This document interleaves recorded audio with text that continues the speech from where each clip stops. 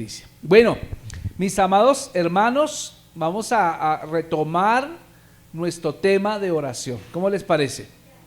Vamos a retomar nuestro tema de oración y quiero que abran su Biblia en el Evangelio de Mateo capítulo 6. Mateo capítulo 6, recordemos que hemos venido estudiando acerca de las condiciones de una oración, ¿no? Digamos lo que es lo que dice. Vamos a leer el pasaje completo. Dice la palabra de Dios, Mateo capítulo 6, versículo 5. Dice: y cuando ores, no seas como los hipócritas, porque ellos aman el orar en pie en las sinagogas y en las esquinas de las calles. ¿Para qué? Para ser vistos de los hombres. De cierto os digo que ya tienen su recompensa. Mas tú, cuando ores, entra en tu aposento y cerrada la puerta, ora a tu Padre que está en secreto, y tu Padre que te ve en lo secreto te recompensará en público. Amén. ¿Cuántos creen esa palabra? Vamos, leamos versículo 7. Y orando, no uséis vanas repeticiones como los gentiles, que piensan que por su palabrería serán oídos. No os hagáis pues semejantes a ellos, porque vuestro Padre sabe qué cosas tenéis necesidad antes que vosotros le pidáis. Vosotros pues oraréis así.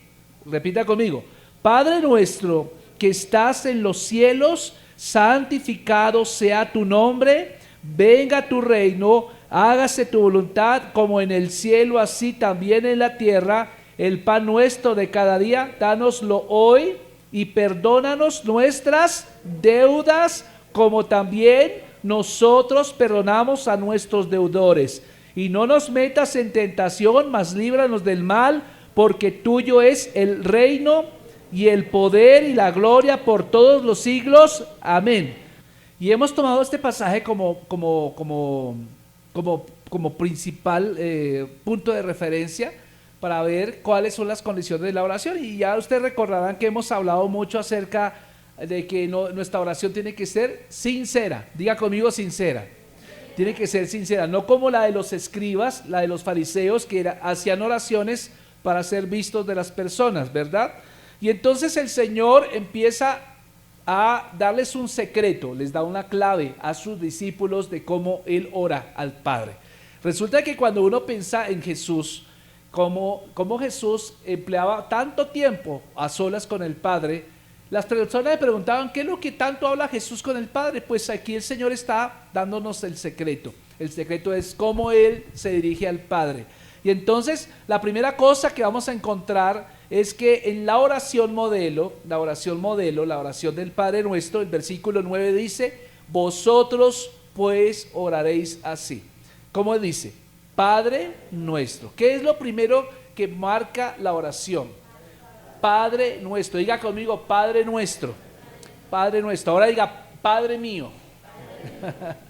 Amén, amén. Entonces vamos a hablar de esas partes de la oración.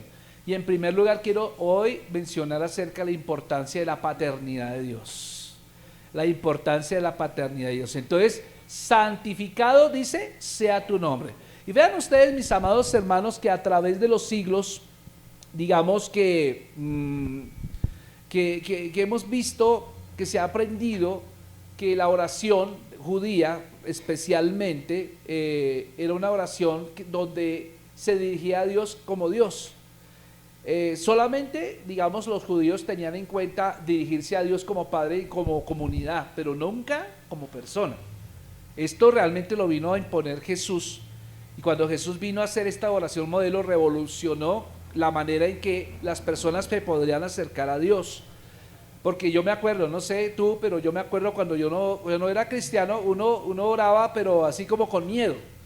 Y no sé tú, pero a mí me pasaba que lo primero que venía a mi mente era imaginarme a un Dios como con una barba larga, ¿cierto? Como con una túnica larga, un cabello largo blanco, pero también con un palo dispuesto a darme un garrote cada vez que yo le fallara. Y yo no sé por cuánto tiempo, pero no sé, si tú vienes de la iglesia tradicional, tú vas a tener la imagen de un Dios así. De hecho, vas a darte cuenta que los íconos o las imágenes de las los rostros, las expresiones de los santos o de los ídolos que tienen la iglesia tradicional son caras que son tristes. Mire usted, mire, piense en cualquier santo, va a ver que las caras son tristes, son caras como de llorar, como caras así como que, o sea, estamos en la inmunda, ¿cierto? ¿Cierto? Nunca verás un santo riéndose, ¿cierto? No será, porque esa es como la implicación, como lo que se trató de introducir, que el Dios que nosotros adoramos es un Dios especialmente listo para desatar un juicio sobre su gente. Entonces ese es como eso. Entonces cuando Jesús vino, obviamente él le puso algo, fue que acercarse a Dios como papá.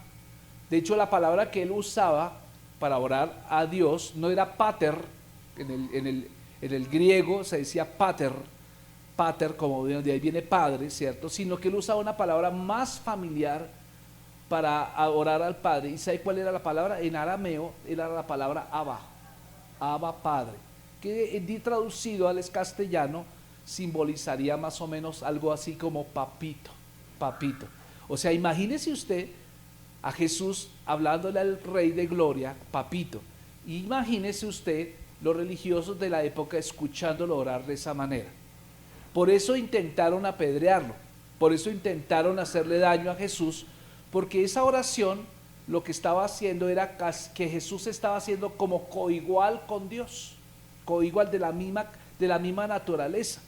Y entonces Jesús una vez les dijo a los fariseos: ¿por qué me van a apedrear? Porque hice buenas obras. ¿Por cuál de estas buenas obras, por cuál de estos milagros me van a apedrear ustedes? Y entonces ellos le respondieron: por ninguno de estos lo vamos a apedrear porque usted se hace semejante a Dios. Y él no estaba negando nada. ¿Cuántos saben que Jesús siempre fue honesto? ¿Cuántos saben que Jesús fue siempre íntegro? De hecho, usted va a notar que siempre en la Biblia se menciona que cuando un ángel se le aparecía a alguien y ese alguien quería adorarlo, el ángel rehusaba la adoración, a salvo que fuera el ángel de Jehová, que en el Antiguo Testamento se presume que era la misma figura de Cristo apareciéndose en el Antiguo Testamento. Entonces vamos a ver que cuando un ángel se aparecía y la gente se postraba delante de él y aceptaba la oración, ese es Dios mismo. Entonces, ¿quién es? Jesús mismo se apareció. Pero cuando una persona o un ángel le brindaban adoración y él rehusaba, significaba que no era Dios. Esa era la primera. Pero vamos a encontrar en los evangelios Jesús recibe adoración y él acepta la adoración. ¿Por qué la acepta? Porque él es el Hijo de Dios. Él es el Hijo de Dios. Amén. Y eso fue algo tremendo. Entonces, por eso, mi amado hermano, se le hizo muy complicado, se le hizo muy difícil a los religiosos de la época aceptar la idea de Jesús. Él se le aceptó y eso era tremendo. ¿Cómo así que lo vamos a llamar de papito para acá? No, de ningún papito. Él es un Dios de juicio. Y en cierta forma podemos decir que los fariseos en algo tienen razón. Cuando yo no interpreto mal esta relación con Dios, entonces podemos ir al otro extremo. ¿Cuál es el otro extremo? Que ya tratemos a Dios más que papito, lo tratemos con demasiado irreverencia. ¿Aló? Entonces vamos a encontrar gente del mundo que se refiere a Dios como Chuchito, que se refiere a Dios como el de arriba, que refiere a Dios, cosas así con epítetos que no tienen nada que ver con el llamado del Señor. ¿Aló? Entonces, por eso, mi amado hermano, vamos a hablar un poco acerca del nombre de Dios. Vamos a hablar del nombre de Dios. Y lo primero que encontramos acá es que el Señor quiere que lo primero que hagamos al orar a Él es que recordemos quién es Él. Él es Padre nuestro. Él es Padre nuestro. ¿Cuántos saben que Él es Padre nuestro? Él es maravilloso, ¿cierto? Entonces, por eso tú tienes que acercarte a Él como tu Padre, Entonces, Dios es nuestro Padre. Y Padre, vuelvo y repito, es probablemente el término más común que nosotros los cristianos usamos en la oración. Dígame si no es así. Yo los escucho a ustedes orar, que ahí siempre dice Padre, sí, Padre. Entonces ya lo tenemos como un cliché. Pero yo pregunto, ¿tú has meditado en el significado que contiene esa palabra? Es importante que tú lo tengas en cuenta, puesto que ese modelo que establece Cristo, ¿cierto? La oración siempre debe empezar con un reconocimiento que Dios es tu papá. Él es tu padre, Él es tu padre. Y puede que tú tengas un papá en lo natural, claro que los tuvimos, sino cómo llegamos a esta tierra, ¿cierto? Porque hubo papá, mamá, ¿cierto?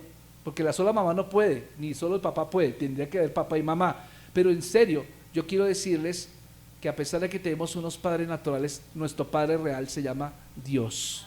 Él es nuestro Padre real, amén. Así que por eso, cuando tú tienes una experiencia negativa con tu padre, lo tuviste con tu padre natural, pues es con tu padre natural, pero tu padre real, tú no tienes por qué tener mala experiencia. Hay gente que asocia la mala relación que tuvo con su padre natural con la relación que pudiera tener con el Padre celestial, y si el Padre natural lo trató mal, entonces la gente dice, entonces mi Padre celestial también me ha de tratar mal. No es así. Yo quiero decirte, no es así. La misma Biblia enseña en Salmo 27:10, aunque padre y madre te dejaren, con todo Jehová te recogerá. ¿Cuántos dicen amén a eso? Dígale, Señor, gracias porque tú me recoges. Gracias porque tú me adoptas, gracias porque yo soy tu hijo amado. Amén. Entonces quiero decirles, mis amados hermanos, que por eso te empezamos orando. En la oración modelo empieza con un reconocimiento acerca de quién es Dios. Dios es tu Padre, número uno. Número dos, como Padre te dio la vida. El Padre te da la vida, pero no solamente te da la vida, sino que te ama. ¿Aló? ¿Por qué nos referimos al Padre como Padre? Nos referimos por estas tres razones: porque Él nos da la vida y porque Él nos ama. Porque Él nos da la vida y porque Él nos ama. Porque nos cuida, porque nos sustenta, porque nos protege. ¿Qué es lo que hace un padre? El Padre te da vida, número uno. El Padre te ama, número dos. El Padre te cuida, número tres. El Padre te sustenta o te mantiene, número cuatro. Y en quinto lugar, el Padre te protege. Gracias por esos amenes, hermanos. Gloria a Dios. Estoy emocionándome aquí, porque cuando yo veo a un Padre como Él, no tengo por qué quejarme, ¿cierto? Y el hecho fundamental por lo cual Él es tu Padre y Él es mi Padre, significa, escuche esto, que solamente los creyentes, ¿cuántos creen en Cristo acá?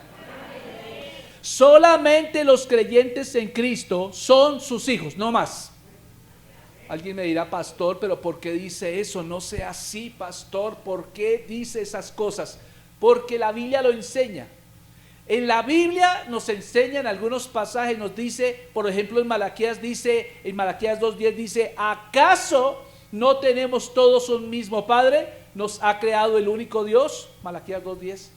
Pablo enseña, mis amados hermanos, le decía a los filósofos de Atenas, cuando él estuvo allá predicando en Atenas, él dijo, como también han dicho algunos de vuestros poetas, porque también somos del linaje de él. Hechos 17:28. Está diciendo Pablo, le estaba diciendo, vea, nosotros tenemos un Padre, somos su linaje, tenemos su misma ADN, tenemos su mismo ADN. Entonces, escuche, las Escrituras dicen muy claramente que Dios es el Padre de los no creyentes, pero solamente en cuanto como creador. Escuche, ¿sí me entiende? La gente nace sin Cristo, ¿cierto? Podríamos decir que Él es Padre por creador, pero Padre en todo el sentido de la palabra es solamente de aquellos que reciben a Cristo en el corazón. Por eso usted va a leer que en Marcos capítulo 16, si usted se va a Marcos allá adelante, vean ustedes, nótenlo ustedes mismos en su propia Biblia, en el último capítulo de Marcos, el Señor, una de las demandas que hace el Señor a sus hijos, dice, versículo 15, Marcos 16:15 dice, id por todo el mundo y predicad el evangelio a toda criatura. Nótese que dice toda criatura, no dice prediquen el evangelio a todo hijo.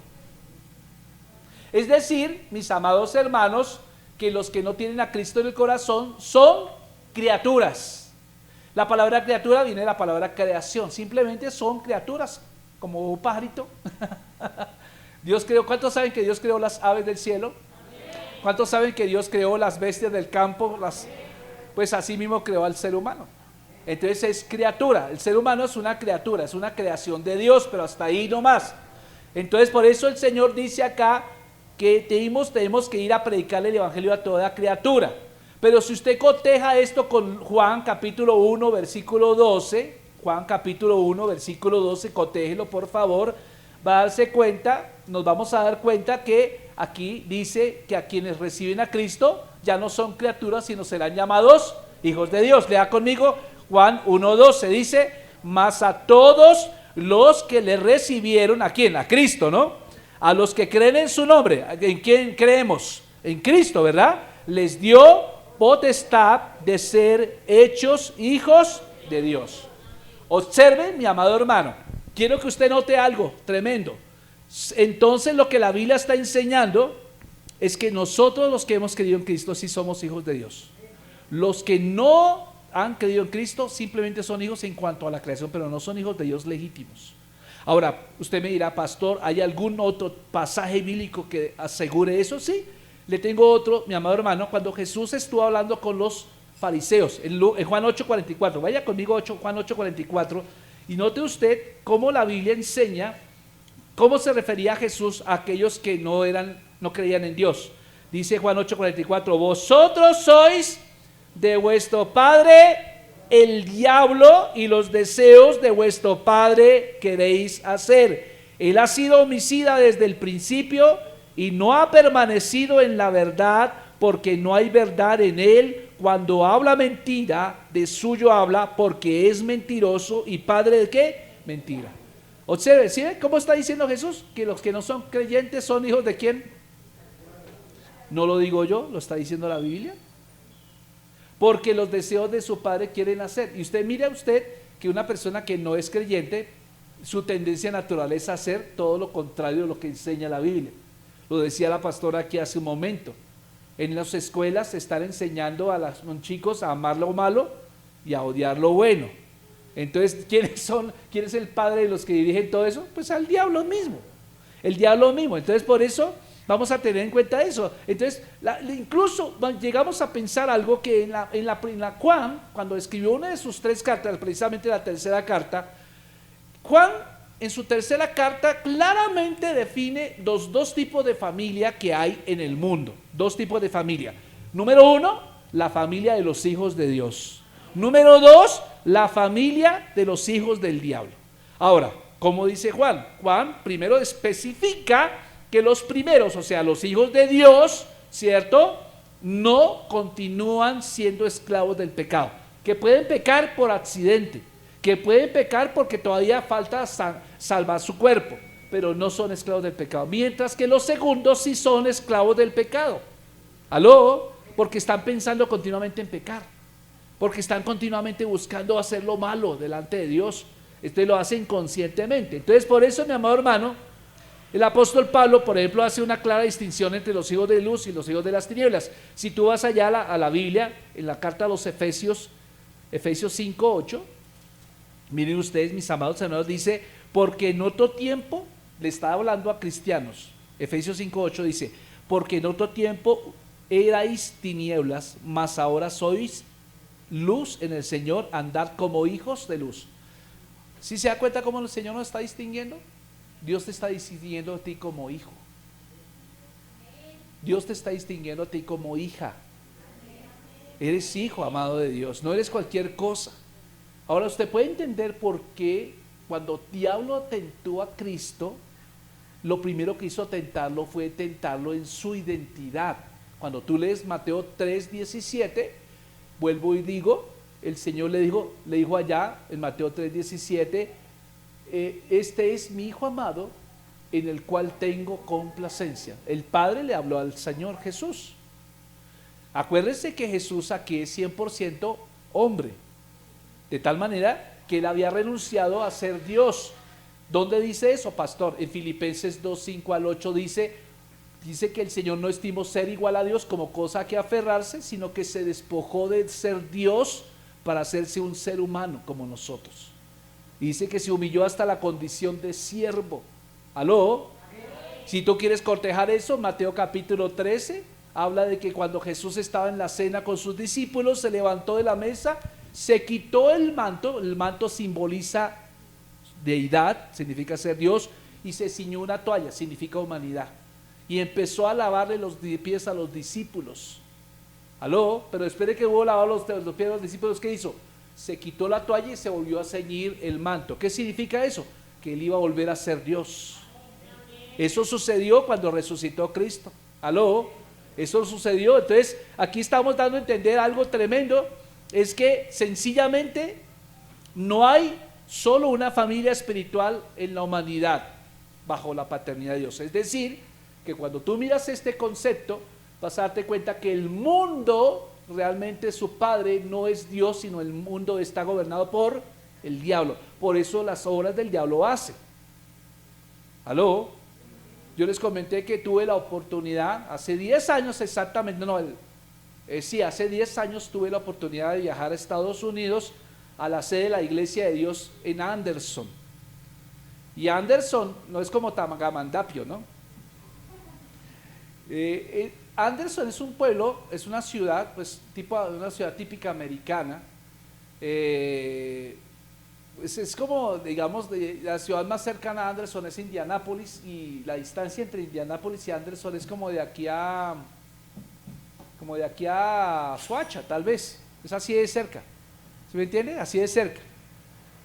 Pero la ciudad de Anderson, que es una ciudad, porque tiene apartamentos, edificios de apartamentos, tiene casas, tiene supermercados, centros comerciales, tiene estadios, tiene teatros, tiene todo, pero toda la ciudad de Anderson es de la Iglesia de Dios. Toda la ciudad de Anderson es de la Iglesia de Dios.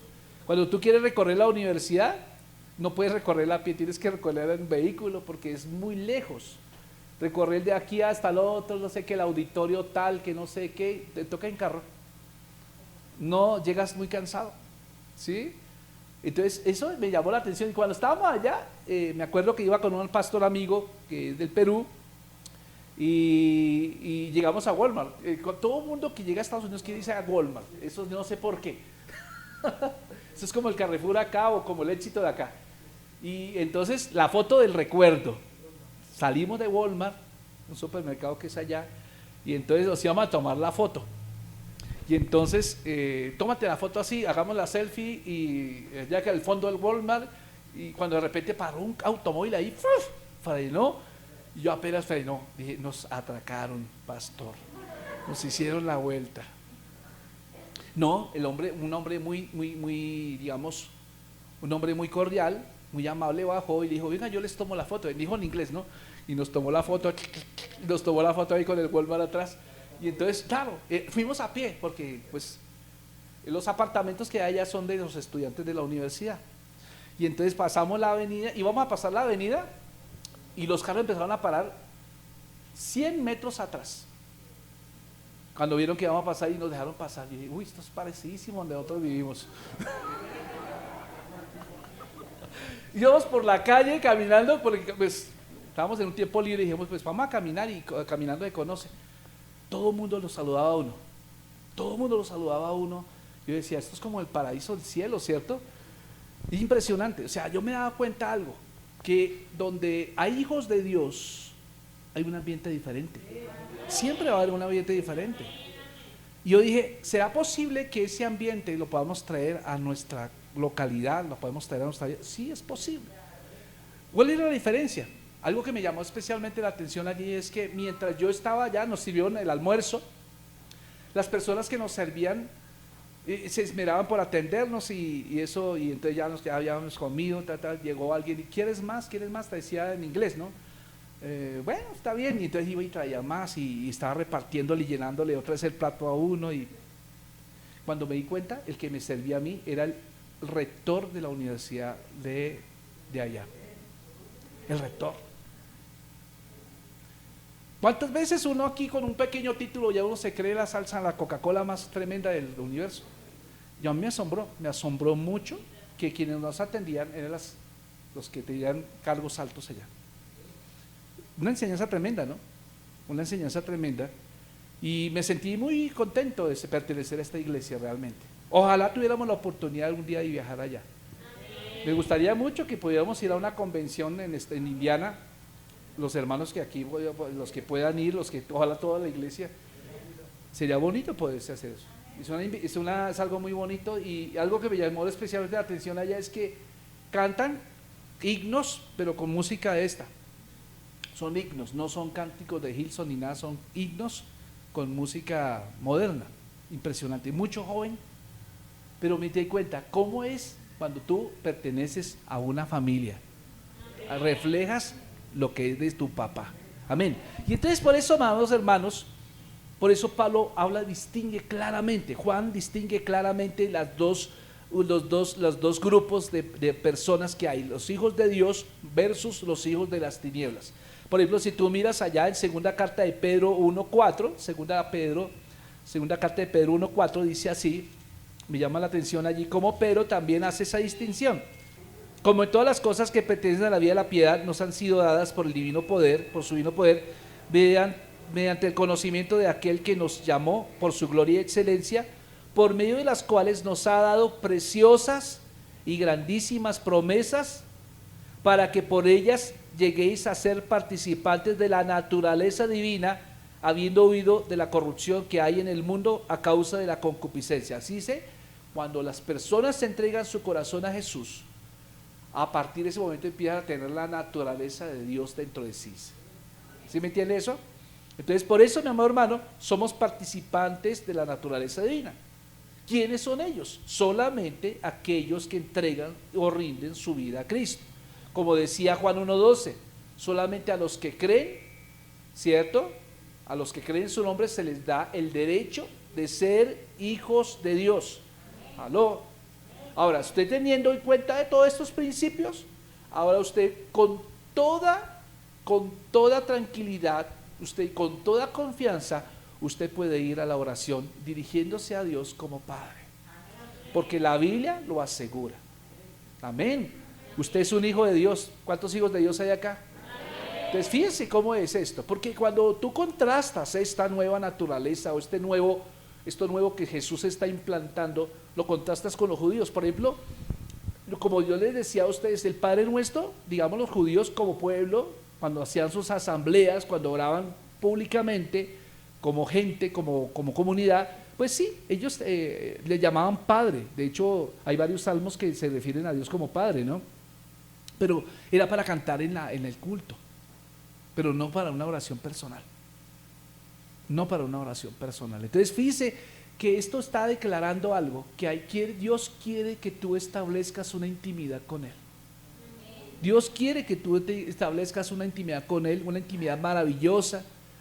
Y fíjese que tremendo, porque la mayor parte del tiempo, en cuanto al pueblo de judío adoraba, ellos miraban modelos en los vecinos. ¿Qué hacían los vecinos? Los vecinos adoraban sus ídolos. Hay cantidad de dioses mencionados en el Antiguo Testamento. Tenemos a Baal, a Astarte, ¿cierto? La diosa Acera, tenemos a Moloch, tenemos un poco de dioses allá, que tú puedes hacer una lista larga. Cada pueblo de la tierra prometida tenía un dios o varios dioses. Entonces fíjense que ellos tenían o concebían a sus dioses como distantes. No sé cuántos han visto las películas de esas islas perdidas, donde hay un volcán en erupción, y hay un grupo de indígenas allá que están asustados porque el Dios se está manifestando a través del volcán, y entonces necesitan hacer sacrificios. Entonces llevan a las mujeres embarazadas o llevan a sus niños pequeños y los lanzan en un sacrificio a la boca del cráter, y para calmar o apaciguar, según ellos, la ira de sus dioses. Y eso es exactamente lo que ocurría en el tiempo de Jesús. En el tiempo de Jesús, pues los dioses, habían dioses paganos, ¿cierto? Pues obviamente no tienen poder, no tienen nada. Eso es algo que los pueblos empezaron a desarrollar, y entonces ellos empezaron a adoptar. Pensaban que si el dios Moloch era así con su pueblo, también Dios, el verdadero Dios, iba a hacerlo con su pueblo. Había necesidad de revisitar todo ese pensamiento, mis amados. Era necesarísimo. Por eso, mi amado hermano, la gente que consideraba, bueno, esta desobediencia a los dioses paganos va a traer como consecuencia un juicio. Eso es lo que pensaban ellos. Y ahora Dios, ¿qué implanta? Dios implanta, tú puedes orarle a Dios, papá mío, papito mío. Entonces cualquier cosa, ¿cierto? Entonces por eso, mi amado hermano, aquellos judíos fieles, tanto en la época de nuestro Señor como anteriormente, conocían a Dios como su Padre. Isaías, por ejemplo, lo vio de esa manera. Cuando tú lees allá Isaías capítulo 6, 64, Isaías 64, 5 dice: he aquí, tú te airaste cuando pecamos. En esta situación hemos permanecido de hace mucho tiempo, y seremos salvos. todos nosotros somos como cosa impura y todas nuestras obras injustas como trapo de inmundicia. Todos nosotros hemos marchitado como hojas y nuestras iniquidades nos han herido como el viento. No hay quien invoque el nombre ni se despierte para decirse de ti. Ciertamente escondiste tu rostro de nosotros y nos has entregado al poder de nuestras iniquidades, pero ahora, Señor, tú eres nuestro Padre. ¿Sí se da cuenta? Isaías le dice Padre, pero no mi Padre, él dice nuestro Padre. O sea, Isaías está recordando una realidad que de alguna manera iba a traer consuelo a su pueblo, era que Dios era su Padre, que Él los iba a cuidar, uno, y los judíos en el Antiguo Testamento, por eso vamos a encontrar que cuando oraban a Dios, percibían por lo menos 5 cosas de Dios. Número 1, lo percibían como el Padre de la nación judía. Ellos decían, Él es nuestro Padre, porque Él no es el Padre de acá de este pueblo pagano a Filistea, por ejemplo, o de Egipto. Él es el Padre del pueblo de Israel. Amén. Y eso lo dice allá el primer libro de Crónicas 29:10. Ahí le decían, Señor, Dios de Israel, tú eres nuestro Padre, ¿cierto? Ahora es el Padre de nuestra nación. Pero la segunda cosa, como los judíos percibían a Dios como Padre, era, por ejemplo, que el Padre estaba cerca. Pero ellos, recordemos, siempre ellos tenían a Dios como un Dios territorial. Entonces, ¿dónde está la presencia de Dios? ¿Dónde está el arca? ¿Recuerda usted? Entonces el arca marcaba la territorialidad de Dios, y ahí la presencia de Dios se mostraba donde estaba el arca. El arca venía regularmente en Jerusalén, entonces todo el mundo migraba ¿a dónde? A Jerusalén a presentar ofrendas. Pero recuerde usted también que cuando Jesús se presentó a la mujer samaritana, en Juan capítulo 4, la mujer samaritana le decía, nuestros padres adoraron en esta montaña, pero ustedes los judíos nos dicen que tenemos que ir a adorar a Jerusalén. ¿Me hago entender? Entonces lo que está diciendo ahí es que la mentalidad era que Dios está en un lugar geográfico. Y cuando Jesús le responde a la mujer, le dice, llegará el día en que ni acá ni en Jerusalén adorarás al Padre, sino que Dios busca adoradores que lo adoren en espíritu y en verdad. O sea, ¿de qué está hablando Jesús? Que Jesús está diciendo, ahora mi morada no va a ser en un lugar territorial, sino va a ser en el corazón de aquellos que me reciban como su Señor y su Salvador. Eso es. Entonces el Padre está cerca, mi amado hermano. Y qué importante, para un niño lo más importante es tener a sus papás cerca, ¿no? Se sienten seguros. Un papá es mucho más que un tío, más cercano que un tío. Un papá es mucho más cercano que un primo, que un amigo, que un vecino. El papá es más importante. Amén. Por eso, mi amado hermano, el Señor ellos tenían esa característica del Padre. Tercera cosa, ellos recibían a Dios como un Padre compasivo. Entonces, por eso, un Padre compasivo es un Padre comprensivo, de buen corazón, misericordioso con sus hijos. Y eso es muy cierto. No sé cuántos saben que eso es verdad en cuanto a Dios. Dios es bueno. Dios es bueno. Él se compadece de nosotros. Él se compadece de sus hijos, y así, él dice el Salmo 103:13, dice que Él se compadece de aquellos que le temen. En cuarto lugar, vamos a encontrar que los judíos percibían a Dios como Padre, como un guiador, porque un padre es un guiador, ¿o no? Cuando un bebé está empezando a caminar, dígame si no es que uno está detrás corriendo para que no se van a pegar un guamazo, ¿sí o no? Cuando están aprendiendo a montar cicla, el padre es el que tiene que estar corriendo rápido, ¿cierto? Es un guiador, pero también somos guiadores en cuanto a la vida. Entonces el padre guía a sus hijos. El padre le brinda sabiduría e instrucción a sus hijos. Pero eso también es cierto, mi amado hermano, en cuanto a la relación de Dios con Israel. Porque recordemos que lo que decía Jeremías 31:9, decía, vendrán con llanto, pero con consuelo los guiaré y los conduciré junto a arroyos de aguas por un camino parejo en el cual no tropezarán, porque yo soy un padre para Israel. El Señor está diciendo, yo soy un padre. Ahora, si lo es para Israel, ¿cuánto más para la iglesia? ¿Cuánto más para la iglesia, amados? En quinto lugar, los judíos perciben a Dios como padre. ¿Por qué? Porque un padre, ¿cuántos saben que a un padre se le debe obediencia? Si usted no es obediente con su padre natural, mucho menos lo será con su Padre celestial. Y debido a que Dios, mis amados hermanos, era su Padre, el Padre de los judíos, pues se le requirió al pueblo que le obedeciera. Por ejemplo, tú lees la Biblia en el Antiguo Testamento, especialmente Deuteronomio 32, por ejemplo, dice: así pagáis al Señor, pueblo necio e insensato. ¿Acaso Él no es tu Padre, tu Creador, quien te hizo y te estableció? Entonces, fíjense, esa es la perspectiva de el judío hacia su padre. Sí lo llamaba padre, pero es como más que una relación, es como más un modismo. Y no queremos que usted haga lo mismo. Usted, cuando lo llame padre, sienta que Él es su padre. Sienta que Él es su padre. Ahora, ¿cuál es la perspectiva de Dios? Porque cuando Cristo llega a la tierra, cuando Él nace en el pesebre, cuando Él desarrolla su ministerio, Él vuelve a hacer esa presentación al pueblo judío de cómo es Dios como un padre. Y note usted que en Lucas capítulo 5, Él muestra a Dios como el Padre amoroso. ¿Recuerda usted el hijo pródigo? Y esto te iba en contra de toda la mentalidad religiosa que había en la época, porque ellos consideraban que ese hijo que se fue malgastando la herencia de su padre en vida merecía todo el castigo, y que el que merecía toda consideración era el hijo mayor que estaba ahí trabajando. Y cualquiera de nosotros también diría: no, pero este chino, yo si lo tuviera aquí, mi hermano, yo lo cojo a palo y lo amaso, y mejor dicho, y ¿sabe quién es papá acá? Y muchos de nosotros también pensamos así, ¿sí o no? Pero el Señor nos dice que el padre, cuando el muchacho se arrepintió y venía camino, el padre lo vio de lejos. ¿Y quién corrió a quién? El padre corrió. Eso es absurdo para un judío. ¿Cómo es posible que el padre, tras del hecho, vaya hacia su hijo?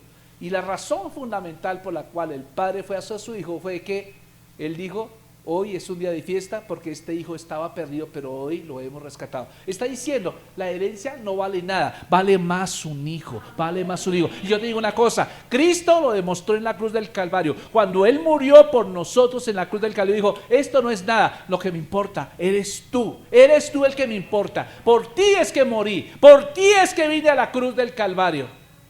Eso es. Note usted que la Biblia está dándonos un contexto de cómo es el trato que Dios quiere que nosotros tengamos. Ahora, si usted lee Mateo capítulo 7:7, acuérdese de la regla de oro. ¿Qué dice Mateo 7:7? Pedid y se os dará. ¿Qué es lo que está diciendo el papá a ti? Pide, papito. Pide, mamita. Pide lo que quieras, yo te lo doy. ¿Qué papá de nosotros no le ha dicho a sus hijos eso? ¿O no? ¿Qué quieres, papito? Va uno al supermercado y uno dice: bueno, ¿quieres algo, papá? Si un padre, siendo malo, hace eso con sus hijos, ¿cuánto más nuestro Padre que está en el cielo dará cosas buenas a quienes se lo pidan? Amén. Papá te está diciendo: pide que yo te daré. Buscad y hallaréis, llamad y se os abrirá, porque todo aquel que pide recibe, y el que busca halla, y al que llama se le abrirá. ¿Qué hombre hay de vosotros que al hijo que le pide pan le dará una piedra, o al que le pide pescado le dará una serpiente? O si vosotros, siendo malos, sabéis dar cosas buenas a vuestros hijos, ¿cuánto más vuestro Padre que está en los cielos dará cosas buenas a quienes se lo piden? Impresionante. Por eso tú estás acá no por casualidad, tú estás acá es porque Dios te ama. Tú no viniste acá por tu propio medio, a ti te trajo Dios con sus cuerdas de amor. Por eso Jesús le reafirma lo que las escrituras enseñan. Hoy vemos allá a los musulmanes. Vean ustedes los musulmanes. Ellos supuestamente creen en el mismo Dios que nosotros, solo que le llaman Alá, porque parece que fuera bogotano, Alá, ¿cierto? Alá, caray, ¿cierto? Pero ¿cómo ellos perciben a Dios para sí? Como un Dios de juicio. Entonces ellos por lo menos son fieles y tienen que hacer sus 3 oraciones al día, porque si no las hacen, entonces viene juicio. ¿O no? Eso es lo malo, la percepción equivocada de Dios. Pero también nosotros estamos mal, porque nosotros como creemos que Dios es solo misericordia, entonces, yo no voy a la iglesia, yo no oro, yo no diezmo, yo no ofrendo, ¿cierto? Hablamos mal. Eso es otro extremo. Dios quiere que tengamos una consideración correcta de quién es Dios. Amén. Gloria a Dios. ¿Cuántos saben que Dios es nuestro Padre? Él es nuestro Padre, Él es nuestro Padre, y por eso Él quiere que tú te dirijas a Él como Padre. Dios quiere que tú digas Padre mío, Padre mío. Y es la primera cosa que encontramos en la oración, es decir al Señor, Padre mío.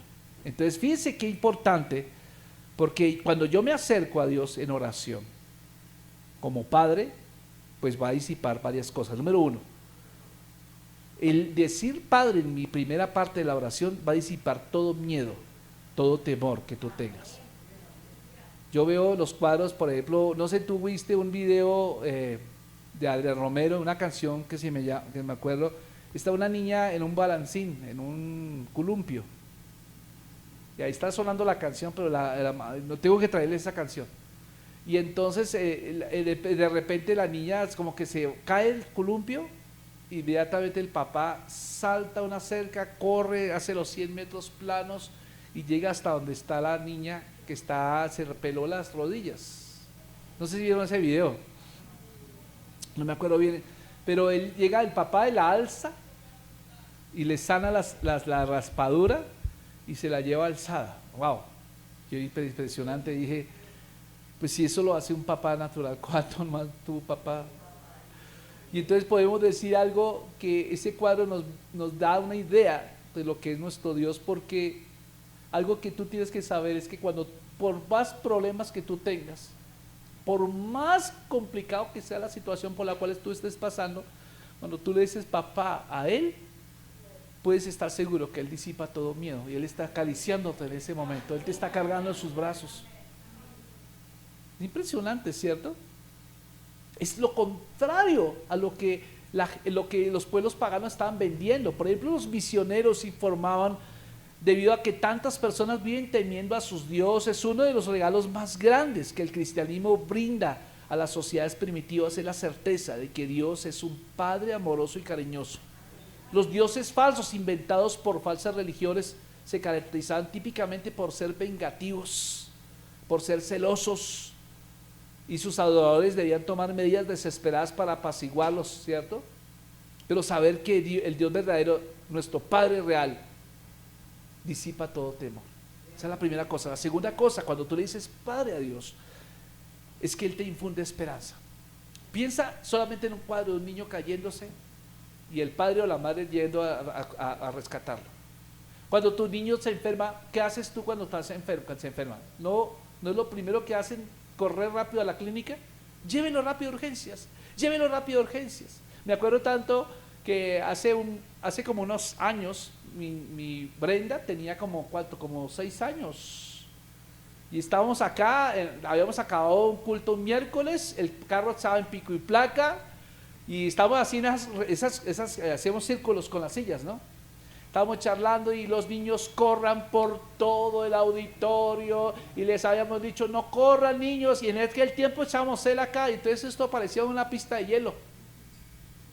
Y estamos charlando cuando yo me subí un momento cuando escuché el grito. ¡Oh! ¡Oh! Dios mío, ¿qué pasó? Bajé rápido mirando mi esposa cuando de repente vinieron los niños con Brenda y Brenda desmayada en sangre, la cabeza así toda llena de sangre, y cuando una hermana que estaba acá le vio la cabecita, se había escalabrado. Se le veía todo. Se le veían todos los pensamientos y todo ahí, Dios mío.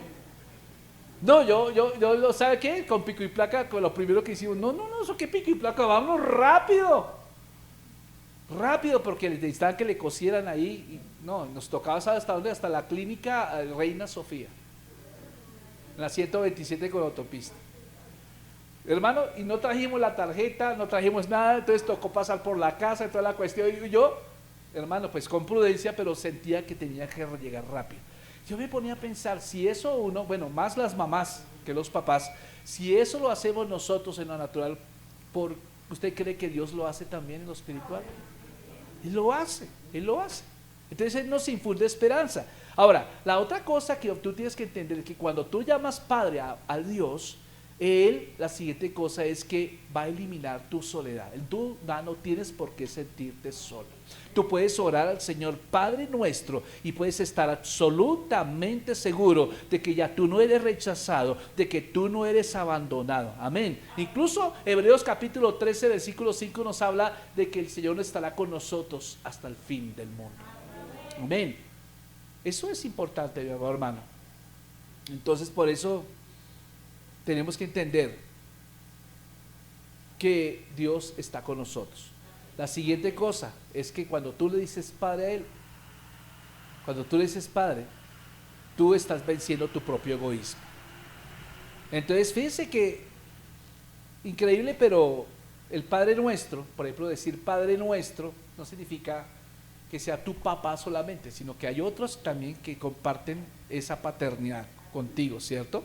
Entonces fíjense que qué bonito que lo podamos llamar Padre, Padre Nuestro. Y no es la oración que aprendimos en la iglesia tradicional, sino que lo que está en las Sagradas Escrituras. Y recuérdate también que esta oración es un modelo, es una estructura que nos está enseñando, primero, a tener confianza para acercarnos a Dios, número uno, pero número dos, a ser honestos, transparentes y saber que vamos a Dios no por nosotros para que la gente nos vea orando, sino porque queremos tener el corazón de Dios. Amén. ¿Cuántos lo quieren tener?